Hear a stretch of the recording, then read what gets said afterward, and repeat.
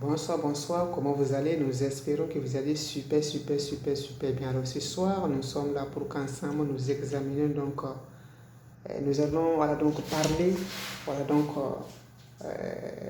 l'impact qu'un nom peut avoir sur quelqu'un. L'impact que le nom peut avoir sur quelqu'un. Bon, il y en a assez, mais nous n'allons choisir qu'un seul aujourd'hui pour parler. Oui.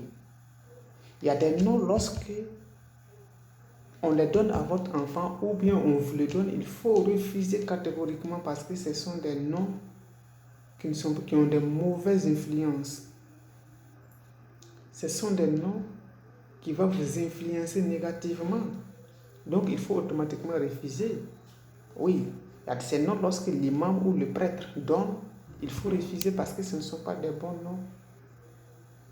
En guise d'exemple, nous prenons le nom dans la Bible qui est Caleb. Caleb, c'est quoi?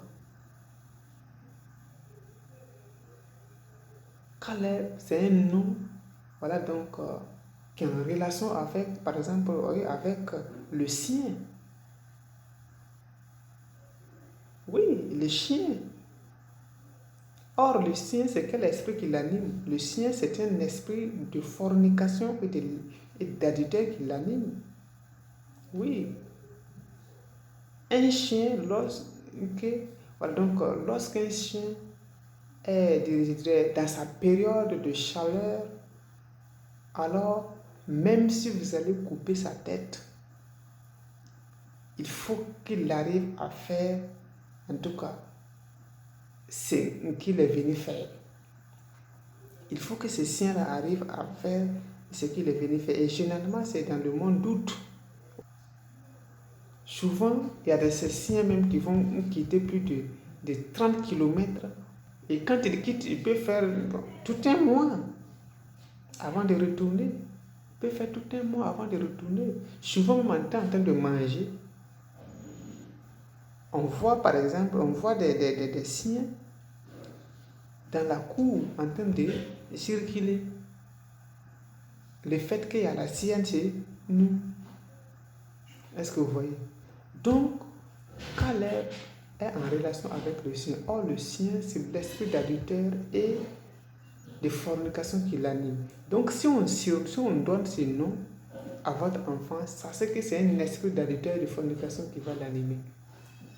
Oui, ça c'est sûr et certain. Donc, il faut que vous arriviez à connaître le sens des noms avant de les surnommer à vos enfants. Il est impératif que vous connaissiez le sens des noms avant de les surnommer à vos enfants. Sinon, ils seront influencés négativement. Et ce n'est pas intéressant. Est-ce que vous voyez? C'est très important. Et souvent aussi, il y a des hommes qui mettent leurs enfants au monde et qui se permettent à les surnommer des noms bizarres. Ce n'est pas intéressant. Je prends l'exemple. C'est nous, il y a un homme qui a mis son enfant au monde et qui l'a surnommé la hyène. Et tous les quartiers appellent l'enfant la hyène.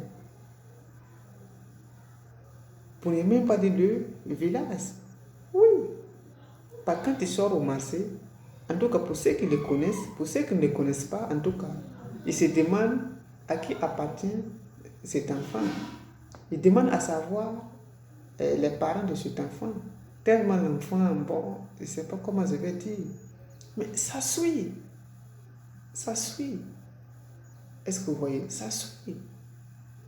Et vous voyez de la manière dont la hyène se comporte pour attaquer sa proie là.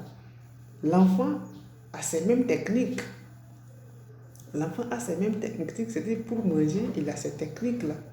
Est-ce que vous voyez? L'enfant a ces techniques. Donc ça suit. Ça suit. Mais le papa lui-même se permet donc de l'appeler la hyène, Nahiri.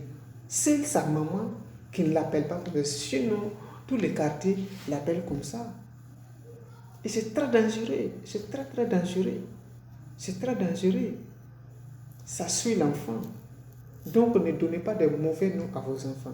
Donnez des bons noms. Et avant de donner un nom à votre enfant, vous devez vous rassurer, vous devez connaître son sens, ce que ça veut dire. Quel est l'impact de ce nom? Quel est l'impact de ce nom?